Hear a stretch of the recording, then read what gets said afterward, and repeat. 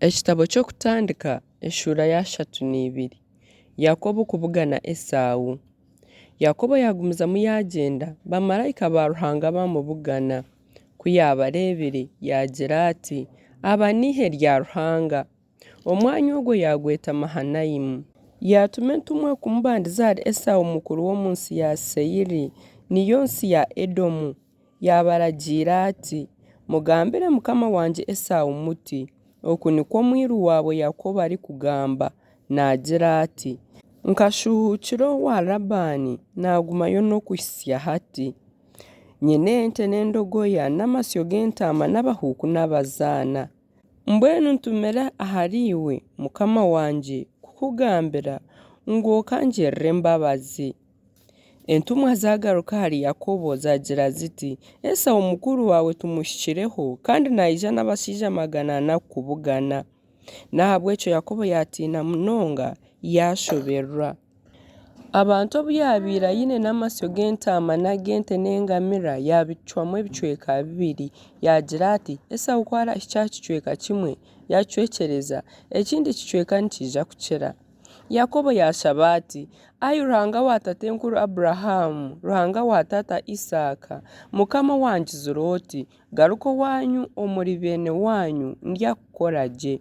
Aha mbabazi zawe zoona n'obwesigwa bwawe bwona ebiwayorekera omwiru wawe tinshemerire kuheebwayo nangwa n'akati kinga nabusha ahakuba nkambuka Yorudaani egi n'enkoni yonka mbwenu ndugiremu emitwe 2 ninkweshengereza onkize mukuru wanje Esau ahakuba nimutiina ngu atakiija akanyita n'abaana banje n'abanyinabo.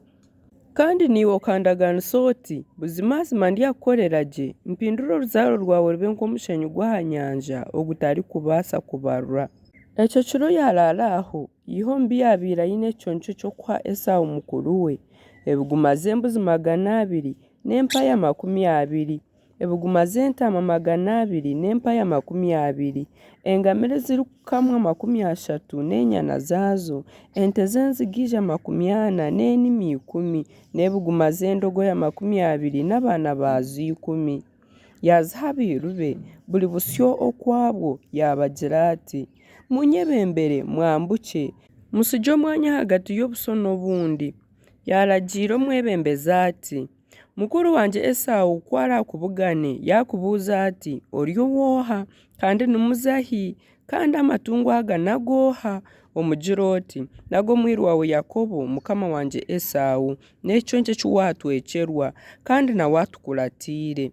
Kandi yaragira ati owa kabiri n'owa kashatu n'ababiire nibafunya amasyo boona nabagira ati mube nikwo mwagira Esau kumara mubugane kandi mugire muti reba n'omwiru wawe Yakobo atukuratiire. Ahakuba Yakobo akagira ati naza kumucureza n'ekyonkyo kinyebembiire bwanyuma turebane shana akanyikiriza. Ekyonkyo nikwo kumwebembera kikambuka konka wakaraara aho bagombekiire ekyo kiro. Yakobo kufukana na malayika. Ekyo kiro yimuka yatwara abakazi be bombi n'abazaana be n'abaana be 11 bayambukira aha nyambukiro ya Boki. Yabambusya ako kagyera n'ebyabiira yine byona. Yakobo yasigarayo wenka. Omushaija yiija yafukana n'obwaruka obwatagurukana. Omushaija ogwo kwiharebire yamurema yamukora igufa ry'itako, itako lya Yakobo lyaterukana bafukana. Omushaija yamugira ati ndekura hakuba nibutagurukana. Yakobo yamugira ati tindikwija kukurekura otampire mugisha. Ono ati izina ryawe ryoha? Ati ndi Yakobo. Ono ati okuruga hati torugaruka kwetwa Yakobo kureka Isirayeli ahakuba ohakine na Ruhanga n'abantu wasinga. Banyuma Yakobo yamugira ati ninkweshengereza ngambira izina ryawe. Ono ati noyendera ki kumanya izina ryanje? Atyo yamuheraho omugisha. Yakobo yayeta ogwo mwanya Penuweli nagira ati nyerebanire na Ruhanga misho na misho tinafa. Izooba ryarasha narengera Penuweli nagenda omunyugu ahabw'igufa ry'itako. Abisirayeli nikyo bazirira enyama y'ahamusi gw'itako ry'ekibero n'okwisya hati ahabw'okuba ogwo omushaija akakora ahamusi gw'itako ry'ekibero kya Yakobo.